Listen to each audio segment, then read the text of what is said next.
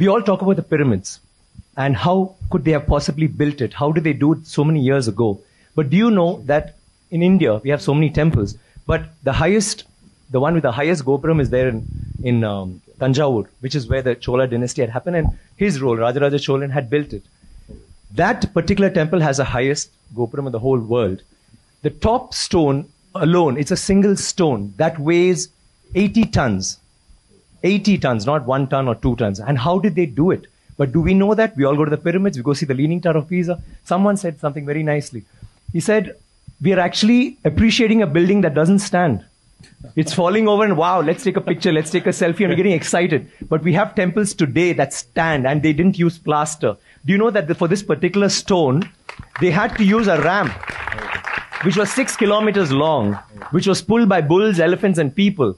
6 kilometers long to get it up there, without any machinery, without any cranes, without anything. And they didn't have plaster. It's withstood 6 earthquakes. You know what happens when an earthquake comes? Without plaster. What they have done is they have an outer wall. Then inside that, they have a corridor of 6 feet, which is an open, just a corridor. And then they have another structure inside, which goes all the way to the top, which is why they can withstand earthquakes, which is why they stood so long. So these are all things that we need to know about. This particular king has built 5,000 dams in his time, and he's made a water management ministry in that time. He's had elections for the village leaders. He's asked them to name cities after women. Why should it only be men? Why can't it be named after a queen? And they've had hospitals, free hospitals, and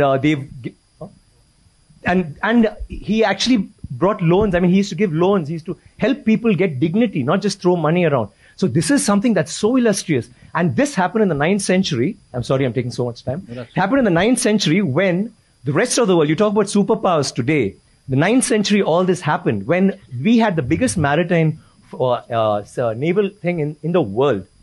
And it went all the way to Bali, all the way to Malaysia, and went till we sent emissaries to China. And you know what was the superpower doing then? America hadn't been discovered by Columbus till 500 years later. So think about our culture, think about how advanced we were. We need to be proud of this. It's nothing to do with North India, South India, West India, East India. It is, we are Indians. And we need to feel proud about that.